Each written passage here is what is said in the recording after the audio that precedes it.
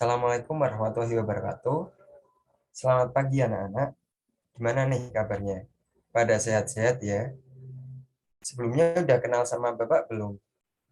Mungkin yang belum kenal, kenalan dulu ya. Nama Bapak Fajar Amanullah, asal dari Pekalongan. Oke, hari ini kita akan pembelajaran via Zoom Meeting dan Google Classroom. Baik anak-anak, kita akan mempelajari tentang konsep energi dan sumber energi dalam kehidupan. Kira-kira apa aja sih contohnya? Banyak banget ya contohnya dari sumber energi. Salah satunya yaitu energi kinetik dan lain sebagainya. Oke, kita akan masuk ke materinya ya. Silakan bisa sambil dibuka Google Classroom-nya.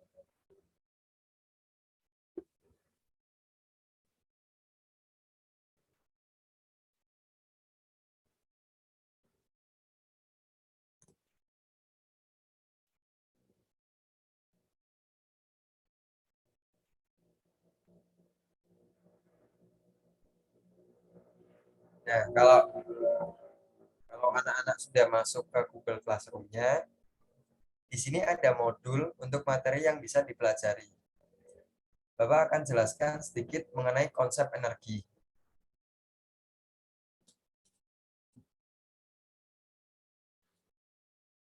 Baik, energi merupakan kapasitas untuk melakukan suatu pekerjaan.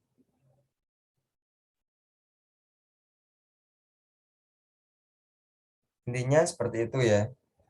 Nah, anak-anak bisa akses modul ini dan dibaca lagi. Selanjutnya, buat yang masih bingung, ini kita akan nonton video dulu ya, mengenai apa itu energi dan sumber energi, agar pembelajarannya lebih jelas.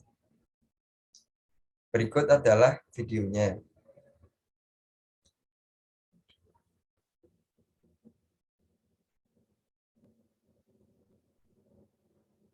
Hampir semua topik fisika berhubungan dengan konsep energi. Dimulai dari mekanika, kita belajar energi kinetik, potensial, dan mekanik.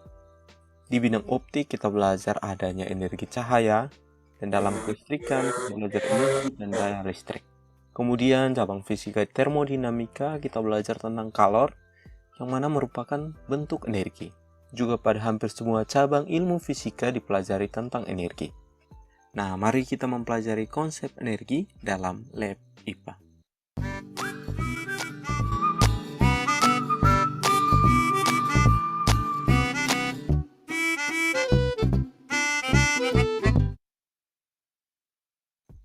Mari kita kembali mengingat konsep hukum kekekalan energi yang pernah kita pelajari di sekolah dasar.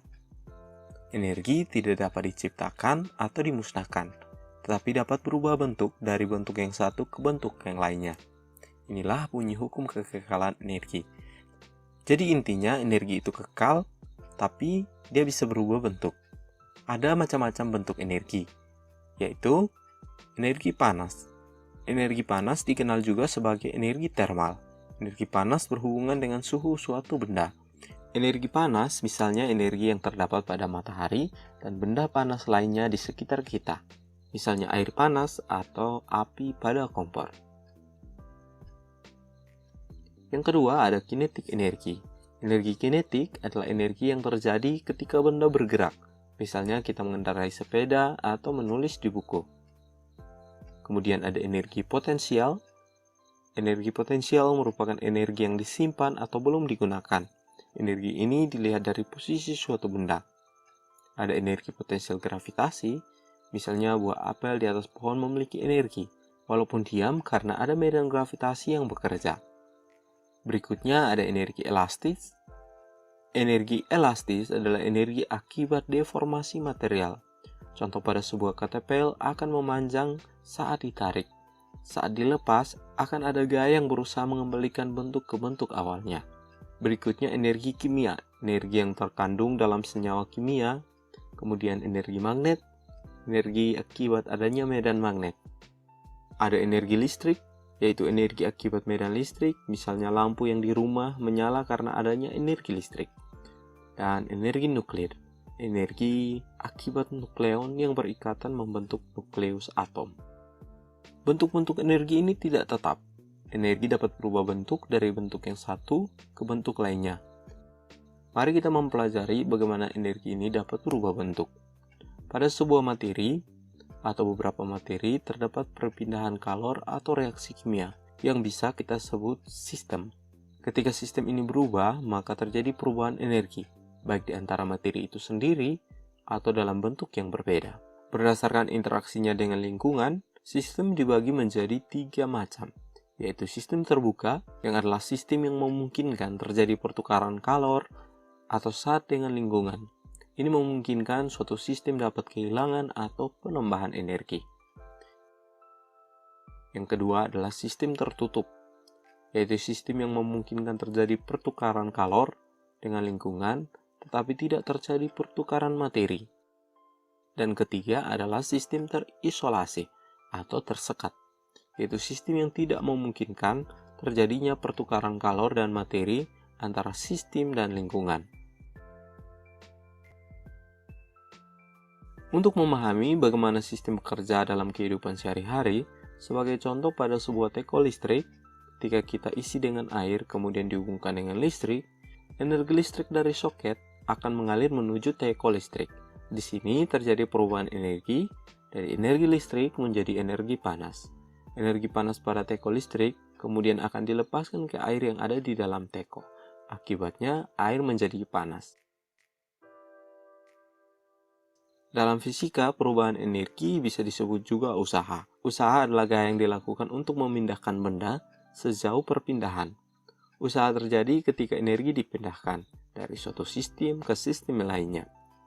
Contohnya saat kamu menendang bola, terdapat usaha karena gaya yang kamu berikan membuat bola berpindah. Di sini proses perpindahan energi terjadi, yaitu energi kimia yang terdapat pada kakimu berpindah menjadi energi kinetik yang terdapat pada bola. Demikianlah pembahasan tentang konsep energi kali ini. Semoga bermanfaat buat kamu.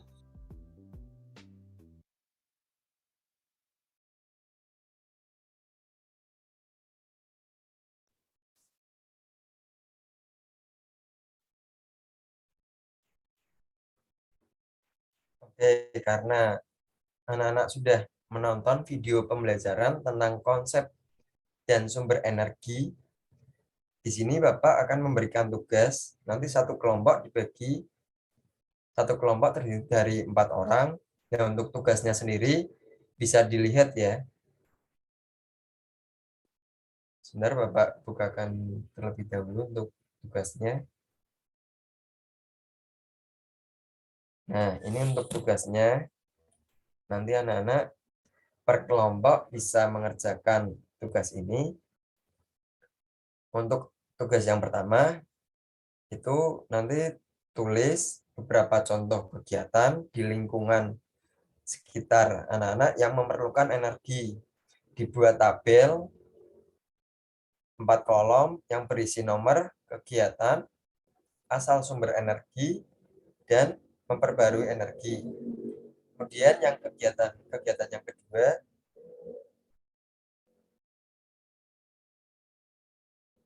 nah di sini satu kelompok itu menyiapkan ketapel, kelereng atau batu, terus penggaris, panjang atau rollmeter.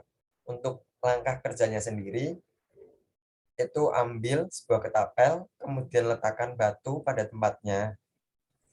Kemudian tariklah ketapel hingga tali ketapel meregang 2 cm dari keadaan semula. Ukur perpindahan posisi akhir batu terjatuh dan berhenti dengan posisi awal. Batu tersebut dilontarkan. Ulangi kegiatan tersebut dengan merenggangkan tali ketapel jauh 4 cm dari semula. Kemudian diukur perpindahannya. Setelah itu, tulislah hasil pengukuran tersebut pada tabel yang telah disediakan. Untuk tabelnya itu berisi nomor, panjang regangan tali yang diberikan, dan perpindahan. Setelah itu, anak-anak menjawab dua pertanyaan berikut ya, setelah mengerjakan kegiatan. Untuk pertanyaan yang pertama itu, percobaan manakah yang menyebabkan perpindahan paling besar? Untuk pertanyaan yang kedua, apakah batu atau kelereng akan berpindah jika kita tidak meregangkan tali ketapel? Silahkan dikerjakan dan selamat mengerjakan. Oke, setelah anak-anak mengerjakan tugas kelompok tersebut, anak-anak bisa akses Google Classroom nih. Nah, di situ kan ada kuis. Coba dikerjakan. Waktunya nanti 1 jam ya. Dikerjakan secara individu. Kemudian untuk nilai kuis yang tidak sampai 70, nanti mengerjakan remedial.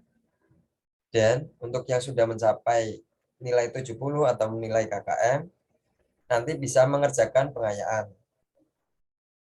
Oke, jadi Bapak review sedikit ya mengenai materi tentang energi. Untuk konsepnya sendiri, energi merupakan kemampuan untuk melakukan usaha seperti itu ya. Nah, kurang lebihnya pembelajaran pada hari ini seperti itu. Silahkan dikembangkan lagi dan belajar sendiri di rumah. Kita lanjutkan pada pertemuan selanjutnya. Bapak akhiri ya. Terima kasih. Wassalamualaikum warahmatullahi wabarakatuh. Silahkan mengerjakan tugas-tugas yang sudah Bapak berikan. Terima kasih.